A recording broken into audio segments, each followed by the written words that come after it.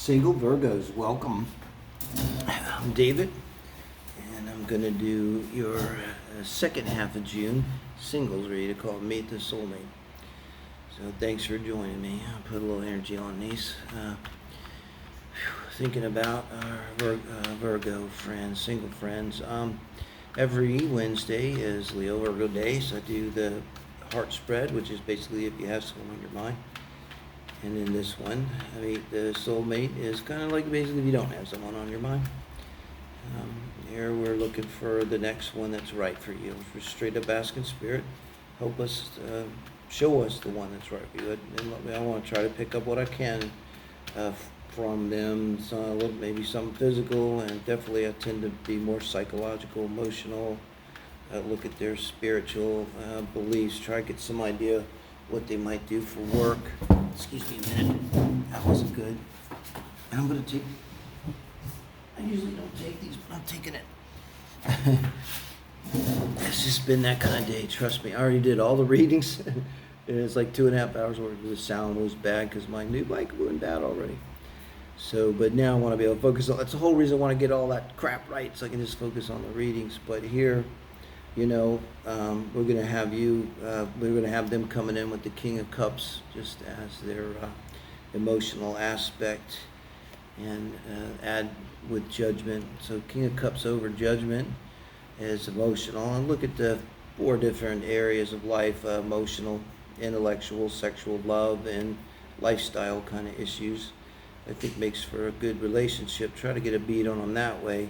So 4 swords in the intellectual position, and the High Priestess in the intellectual position on the bottom. Interesting. You have the 8 of Swords in the sexual love nature. Not too worried about that. It's not quite the same. 6 of Pentacles and sexual love nature we have there. And then in the core values, a Moon and lifestyle area of the read. Wow, the Moon and the Devil. Man, you got a complicated person here, guys.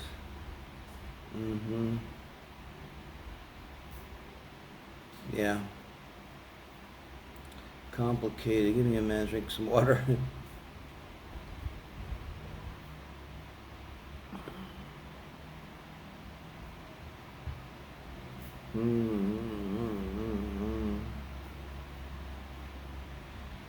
I think that this person is a psychologist, a therapist.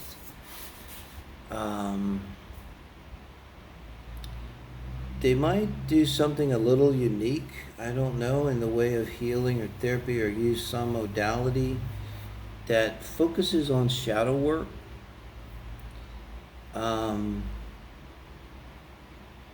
But there's something about them. Boy, if you combine the Moon and the Devil,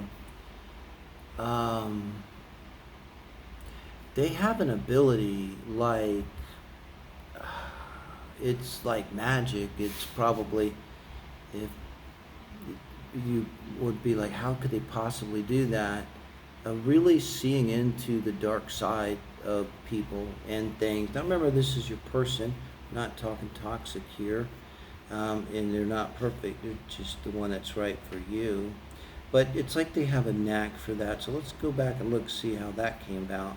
So you have the King of Cups over Judgment and emotions. Well, I don't know, in the top core of the emotional, you almost couldn't get better than the King of Cups. So I'm going to call Cancer Moon very well placed, which would possibly mean the 4th house here.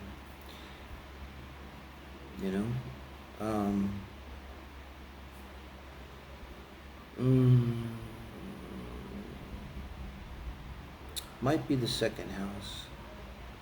It's exalted there. But it's a Cancer Moon's very well placed, probably aspected well, working well for them. And there's someone, I believe, with Judgment here that at a very early age, and in the High Priestess too, right? At a very early age, something really got to them. It may have been a death. They may have, as a young child, like someone like taking them by the hand and just showing them, the body laying for viewing.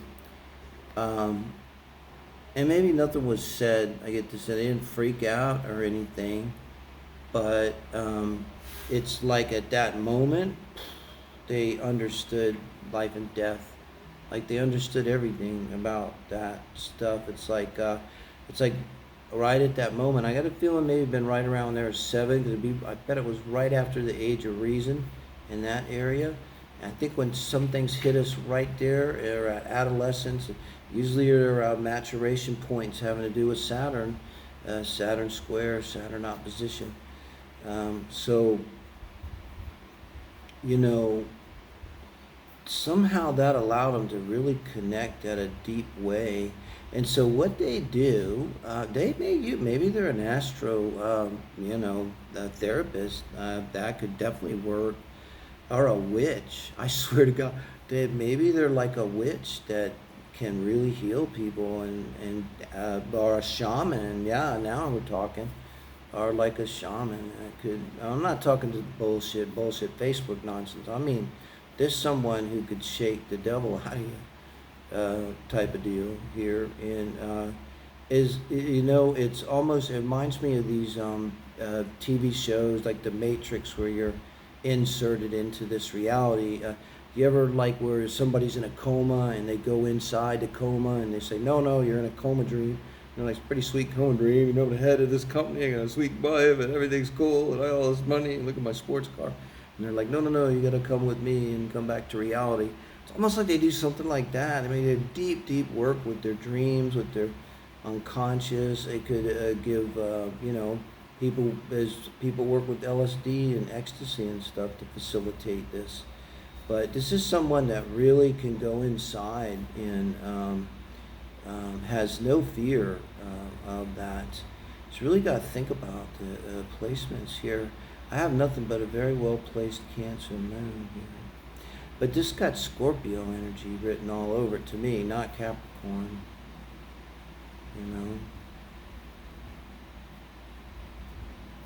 So I'd have to say a Scorpio with a Venus and Virgo. Yeah. And I'd put their Mars in Libra. So you think about it, that might work. Venus in Virgo and Mars in Libra.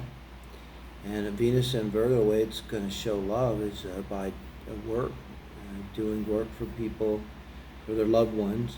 Here, Venus energy, 7th house, it goes into the 10th house too. It's also about what we desire. 10th house also a public image. So Libra, Venus type people, 7th house energy is going to be all kind of concerned about how do we look to other people. Exactly right. So the energy goes there. I would love to kind of know in an abbreviated form, because I'm so burned out. But because this person they probably wrote books about this. But this is another one. I had a reading that I lost. I don't know if it was yours, Virgo, but it might have been. But the same thing. I said the person is very well known within their genre. There's, a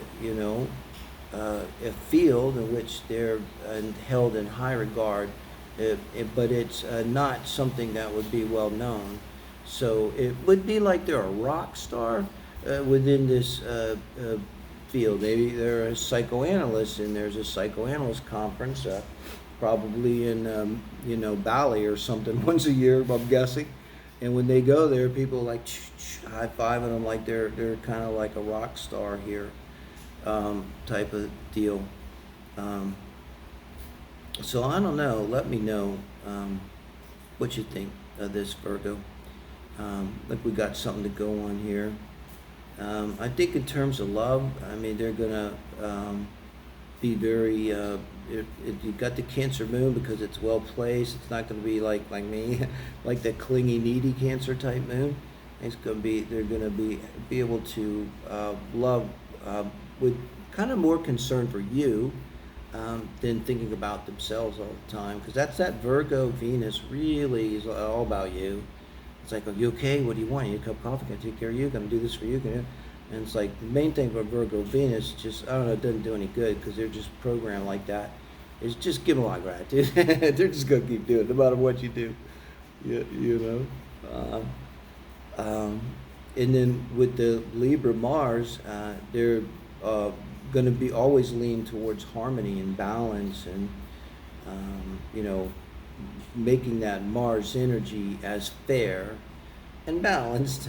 I hate to use that term, but they're always on them as I want that to be fair and balanced, and so that'd be real important in the relationship, you know. And I think you got, like, it's very balanced. So in terms of reciprocation, I mean, they're going to do the dishes if that needs to be done. They're going to have a feeling like they fully are participating in the relationship because they get it. You know, it's like they're not the kind of person that could ever not like fully participate and be unaware of it. You know, because this is like a super conscious individual. You know, and again, this is another person.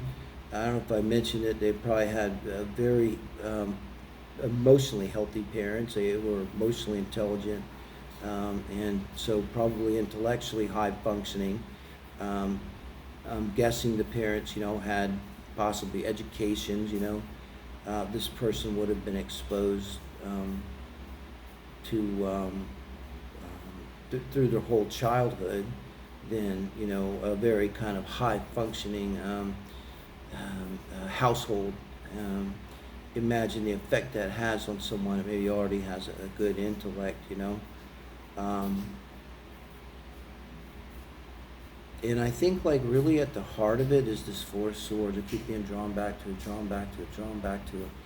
It's like they're just a born healer. If you ask them, it's like really at the very core, this is the judgment. They knew this when they saw this, you know. What they took, they didn't take away from that, oh fuck, we're all gonna die. They took away from it, it's like, I wanna heal people, you know, in that the judgment. And so their life has been highly dedicated to a cause that they've had for a long time. So this will be their life forever. This is not the kind of person that ever retires to become part of it, whatever that is. So let me know what you think, guys. You know, appreciate your likes. Thank you for subscribing. And I may see you tomorrow. I'm moving, so I may miss a day. Thank you, guys.